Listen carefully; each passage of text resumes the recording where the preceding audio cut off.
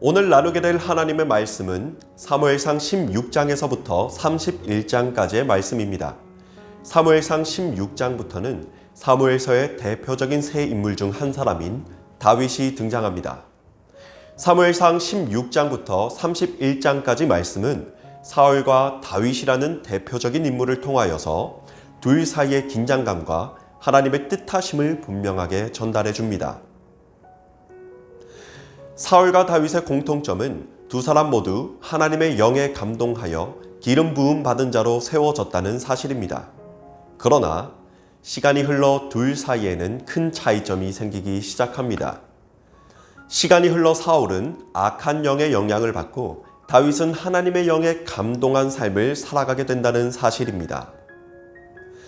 서로 다른 영의 영향을 받는 두 사람은 서로 정반대의 삶을 살게 되는데 각 장, 절마다 두 사람의 선택과 변화의 모습을 눈여겨보며 그 긴장감을 가지고서 통독을 이어가면 사무엘상 16장부터 31장까지의 말씀을 이해하는데 큰 도움이 될 것입니다. 16장에서 등장한 다윗은 그 어떠한 주목도 받지 못하는 연약한 존재로 등장합니다. 그러나 하나님께서는 불순종으로 하나님의 뜻을 거역하고 자신을 높이는 것에만 혈안이 되어 있던 사울을 대신하여 다윗을 왕으로 세우고자 하십니다. 17장에서도 하나님을 의지하며 나아간 다윗은 당대 최고의 장수라 불리우는 골리앗을 단숨에 물리쳐 이스라엘을 구원합니다. 이스라엘에 떠오르는 샛별이 된 것입니다.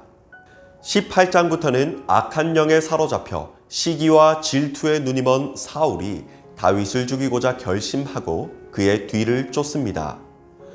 사무엘상 후반부를 통독하며 발견할 수 있는 또 하나의 큰 특징은 악한 영에 사로잡힌 사울은 어떻게 해서든 죽이고자 하는 자리로 나아가고 하나님의 영에 감동된 다윗은 어떻게 해서든 살리고자 하는 자리로 나아간다는 사실입니다.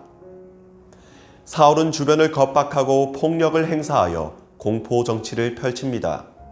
포악한 사울의 주변에는 이방인 그리고 잔혹한 자들이 질비합니다. 그의 폭력은 그칠 줄 모르고 다윗을 죽이고자 일생을 바치게 된 것은 물론이요 사무엘상 22장에서는 노베의 제사장들을 학살하기에 이릅니다. 그러나 다윗은 사울과 반대로 주변을 살리는 인자하고 따뜻한 모습으로 무리를 이끄는 지도자가 됩니다. 22장에서는 환난당한 모든 자, 빚진 자, 마음이 원통한 자들이 다윗의 뒤를 따랐고 놉당에서 학살당한 아히멜렉 제사장의 아들 아비아달도 다윗에게 몸을 의탁합니다. 여기에서 그치지 않습니다. 다윗은 자신을 죽이고자 혈안이 된 사울을 죽일 수 있는 기회가 왔음에도 불구하고 사울을 죽이는 것이 아닌 사울에게 자비를 베푸는 모습을 보여줍니다.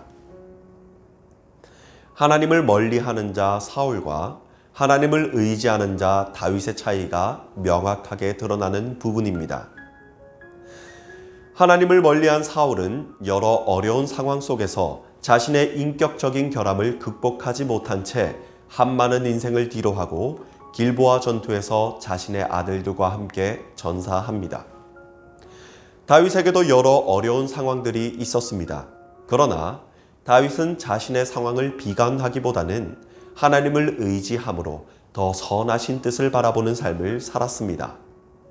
결국 다윗은 하나님의 뜻에 따라 이스라엘의 왕으로 등극하게 됩니다. 사무엘상 16장부터 31장까지의 말씀은 사울과 다윗의 모습을 대조하며 우리들에게 질문을 던지고 있습니다. 우리는 이 불안정한 세상 속에서 무엇을 의지하며 살아가고 있습니까? 내가 잘되고 나를 드러내는 것에만 몰두하여 살아가면 우리의 모습은 사울의 모습과도 다름이 없는 삶을 살아가게 될 것입니다.